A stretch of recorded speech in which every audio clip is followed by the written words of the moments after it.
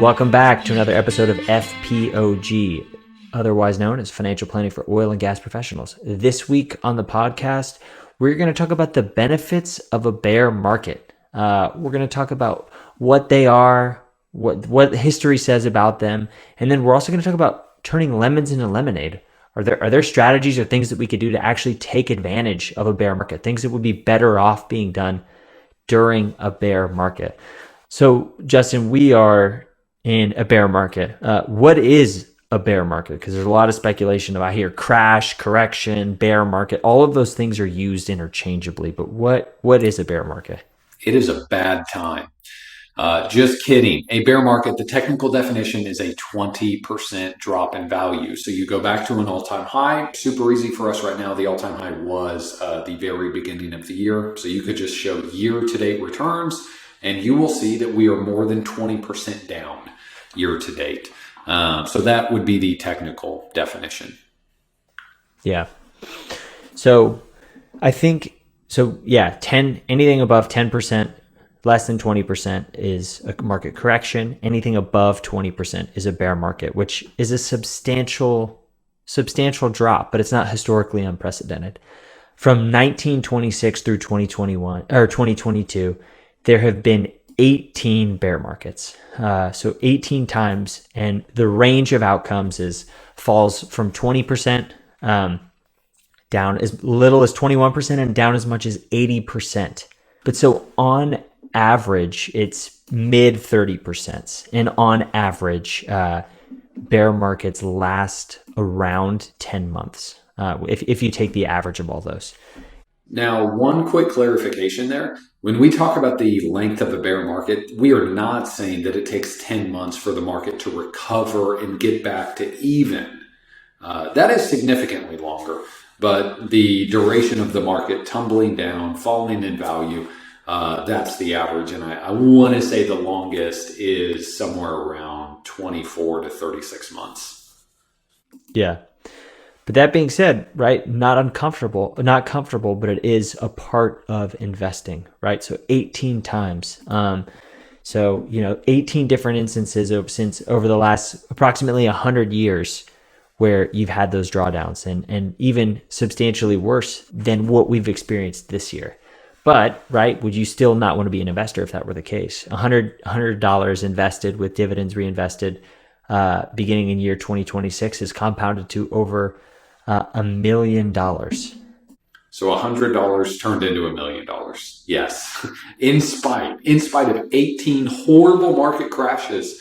And we didn't even go into the history of market corrections. I believe there have been about 70 or 80 market corrections during that same period. So market falling 10% in value. Yeah. And it's just really the beauty of investing that those two things can be true, that there's 18 bear markets over that time period, average drawdowns over 30%, and that much growth has happened. So those two things could be true. So I guess the first point about this bear market is just, looking back and saying, hey, this is not forever. And Morgan Housel writes about this in his book, but talking about how the volatility is really the cost of admission. It's not a bug of the market. It's the reason why you can grow and compound money in the stock market over a long period of time, because you are bearing the brunt of that investment risk. There's no free lunch. There's no riskless assets. And so this is one of the things you are compensated for. But it's good to contextualize this and look back and say, hey, these bear markets happen and they will continue to happen. And despite that, it's being a long-term investor is a great idea. One of the most incredible things about life is the fact that if you have the freedom to just open and start a business, you have the ability to create anything. And there is no ceiling, there is no limit to what it can become. And investing, just like you said, the price of admission is the fact that there is no guarantee. A free market means something can fail if it is not good. If there is a better competitor, a better alternative, yes, something can go bankrupt, something can go out of business. But the beautiful thing is that the markets that we're able to invest in, I mean, you have the ability to open a business and have it become something incredible, and truly just grow without limits. So, silver lining is bear markets are not forever. And there's a fun statistic that I just want to talk through. So after 20% market declines, and there's a slide from Dimensional that we'll share. The 5-year average cumulative investment return is 71.8% over a 5-year period. So the return after a 20% market decline. So things are dark today, but historically, the range of outcomes is pretty good, and there's usually some favorable appreciation ahead. How long that takes, there's a very wide range of outcomes, but that's why we remain long-term investors. So point number 1, it's not forever, and it's part of it. But point number 2, Justin, these are going to be a bunch of points, but there are actually ways we could turn lemons into lemonade. There are a few strategies that are things that we can do that are actually better to do in a bear market than in a booming bull market. What are some of those things? Yes, and so I think the first thing we can talk about is any cash that's on the sideline. Jared, what was the phrase you just used? I think you used some terminology about after a bear market, the next however many months or years is typically really positive in the market. Did we have some graphs that we were sharing on our show notes there? Yeah. It's showing the average cumulative return after a 20% market decline. So since 1926, so the 5-year average cumulative return is 71.8%, which is well above the market's historical average. Okay, that's unbelievable. So 71% return over a 5-year period. So I think the first thing I want to call out is any available cash. Invest it. That's an incredible way to turn lemons into lemonade. And we are far from the first people to suggest this, but every other thing in life, when it goes on sale, humans get really excited to buy it. Stocks are this unique thing that when they go on sale, humans get really scared to buy them. And I think there's a lot of social proof dynamics that go into that. But again, we're not the first people to come up with this, far from it, but it has to be shared. When something is on sale, when something loses 20% of its value and you have the opportunity to buy it, historically, it has been an incredible, unique opportunity. Yeah. But not only is it an incredible, unique opportunity to put money to work, it's also an incredible, unique opportunity to look at your embedded capital gains, right? One of the things, there's considerations, embedded stocks. So when a portfolio comes over, when you're managing a portfolio, there are some stocks that have really large capital gains that you don't want to blow out of because it creates a substantial tax consequence. And of course, that needs to be held in tension with having a thoughtfully diversified portfolio. But assuming you have some stocks that have had really large embedded capital gains, now might be a great time to look at that list and see, hey, is there anything that's any of those stocks that have gone from short term to long term, or where the gain as a percentage or in a dollar value is substantially lower than it was, to where you might have another loss you can use to offset that gain. So it's an opportunity to move out of some suboptimal positions that you may have held on to longer than you had planned because of a potential capital gains tax consequence. And the caveat there is that the tax tail shouldn't wag the dog. So we wouldn't recommend under diversifying for the sake of saving on capital gains. But naturally, people do have, a small portfolios or small positions with large embedded gains. So this is a great time to look at those and kind of reassess and see if there's any opportunities that might not have existed earlier in the year. That's a great thought. When you think about migrating to the optimal long-term portfolio, sometimes tax reasons can really be a road bump that halts you from doing that. So it could be a great opportunity. We did mention it's a great time to invest excess cash. I want to also just throw a quick caveat out there. And I think I want to say I saw this either at Dimensional or you mentioned, is it The Psychology of Money, Morgan Housel's book? I think maybe both sources mentioned this fact. If you invest at all-time highs, So we just said that if you have the ability to invest in a market crash, it can be an incredible opportunity for you. But even if you invest at all-time highs, I want to say Dimensional's research is showing that the 5-year return on all-time highs is an annualized 10% per year over the past 80 years since World War II, which is just an unbelievable statistic. So in other words, investing at all times is really quite good. But boy, if you get to invest during a down market, it is just so much better. It is a unique opportunity. You should not assume that you will get the opportunity to buy broad market indices at the prices you're seeing during a market crash again. Yeah. And the reason why investing at all-time highs is a good thing, because the velocity of all-time highs are substantial. So if anybody wants to scare you about all-time highs being not a good time to invest, yeah, it's just crazy. Do not ever believe it. Yeah, there were 18 bear markets from 1926. In the year 2021, there were over 60 new market highs in a single year. 60? Yeah. 60. Unbelievable.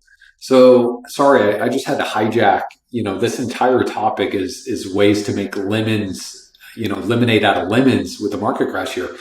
But yes, you should be excited to invest excess cash during a market crash. You should be very excited.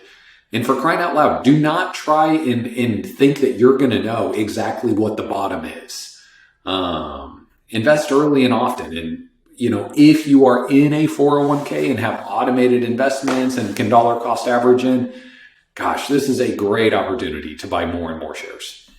So another way to make lemons out of lemonade, strategically withdrawing from your portfolio, right? So if you had a 60-40 portfolio at the beginning of the year, bonds are down a little bit too, but you have substantially less equity than you did at the beginning of the year. So a prudently managed portfolio should be taking from the fixed income. And if anything, rebalancing back into your equity exposure, right? So we've talked about this before, but what kills an investor is not being a net seller, is not market declines, but being a net seller of equities during market declines. So dynamic withdrawals and rebalancing that happens during this process is a great way to ensure you are in fact a net buyer during a sustained market downturn. Great point. And, you bring up, I love those terms. Are you a net buyer or are you a net seller? Now, we do want to point out the obvious. At some point, everyone is likely to be a net seller. If you are retired and it's been 5 or 10 years since you're retired, it is very likely that, hey, if there's a sustained market downturn, you might be a net seller over the next 5 years or so. But if you dynamically manage withdrawals, that can greatly limit the damage that's done. So in other words, it's okay. It's okay to live off of your wealth. It's okay to retire at some point. And it is okay to take withdrawals from your portfolio. But if you are just taking from stocks as they lose their value, that's going to hurt. But if you can pause all withdrawals for a period of time from stocks as they drop in value, if you can pause your distributions from the stock portion of your portfolio, and instead, Jared and I talk about a war chest in a lot of our retirement income podcasts. So if you have a war chest of cash or bonds, things that are not correlated with the stock market, take from those during this time. That can be a incredible way to mitigate some of the damage that's done during market crashes. But, there's disclaimers. Every financial podcast has legal disclaimers that this is not advised. And gosh, this is probably the most stark reason why. This is a high stakes period of time. Market crashes in retirement need to be managed properly. And you either need to know what you're doing or you need to get with your advisor who does. Because this is an important time to make sound decisions in your withdrawal strategy. Yeah. So in addition to dynamic withdrawals, we would say opportunistic Roth conversions. And what do we mean by that? So if you're converting assets at depressed prices, you're getting to convert a higher number of shares for the same tax value as opposed to what you would have converted in January. So what this allows for is thinking back to the data that we mentioned about the subsequent 5-year returns after these price declines, once a Roth conversion, the assets have been moved to a tax-free account, that rebound happens in a tax-free account, right? So you get a larger value, a larger number of shares, so that when the appreciation happens, it's in a tax-free wrapper versus in a tax-deferred wrapper where you are going to owe taxes on that. So this is a great time to consider Roth conversions. Yeah. I mean, I think at the end of the day, there's two reasons to do Roth conversions. The first reason you would do a Roth conversion is tax rate arbitrage. You have a lower tax rate today than you're likely going to face in a future year. So that's an obvious reason to do a Roth conversion. But Jared, just like you mentioned, if the market is severely depressed in value and you can convert, X dollars today or X shares today at a much lower price, and the recovery happens in a tax-free account, that is really compelling. And if both of those reasons line up, if you do have tax rate arbitrage and there's a market crash, that can be some of your most effective Roth conversions. So we talk a lot about a lifetime tax rate. We want to lower your lifetime tax rate, and we want to lower the tax rate that your beneficiaries are exposed to. And so managing Roth conversions during a market crash can be a great opportunity to do that. Did we talk about harvesting cap gains? No, I saved that for last. Yeah, let's talk about harvesting cap gains, and we'll also cover tax loss harvesting. Talk about harvesting cap gains. What do you mean by that? Yes. And so I really want to go into there's two things to think about there, and it's really going to go into harvesting losses. But depending on your total income, the first thought is there is a 0% capital gains tax bracket. And so sometimes you want to harvest gains. If you have an adjusted gross income and maybe you're in retirement and your adjusted gross income is less than 100,000, if you're married, filing joint, you probably have some room to harvest some gains at a 0% tax bracket, especially with prices coming down further. It might be even more possible. But then how about harvesting losses? What do we want to touch on there? Yeah, so harvesting losses is tax loss harvesting is a more common strategy, not tax or legal advice, just a general framework for how it works. But when prices decline, for example, if you bought a stock in January, you're now holding it at a loss, and that's an unrealized loss, so it doesn't impact your tax picture. But if you were to sell that position and realize the loss, that could be used to offset future capital gains and potentially a little bit of income tax. But the problem is, if you sell, your exposure, your portfolio has changed. So you can buy another security that's not substantially similar. I will leave that to your tax professional to determine what that means. But so you have something that has comparable market exposure, and then you must hold that position for at least 31 days. And then at that point, you can make a decision about rebuying what you wanted to hold or continuing to hold the position that you bought in exchange of it. But it's locking in, freezing that realized loss and moving it from an unrealized loss to a realized loss, so you could take advantage of it from a tax perspective, because volatility happens. And this is in taxable accounts, so tax deferred accounts, it wouldn't be applicable. But harvesting both gains and losses are a substantial opportunity once volatility arises. Absolutely. And if you're able to use some of these down markets to harvest losses, it also expands the amount of tax-free or 0% capital gains income that you can enjoy in future years. So let's say that you've got a bunch of funds or individual stocks, and you sell them and buy similar funds, but different, to comply with wash sale rules. And so let's say that you harvest $50,000 in losses during this crash.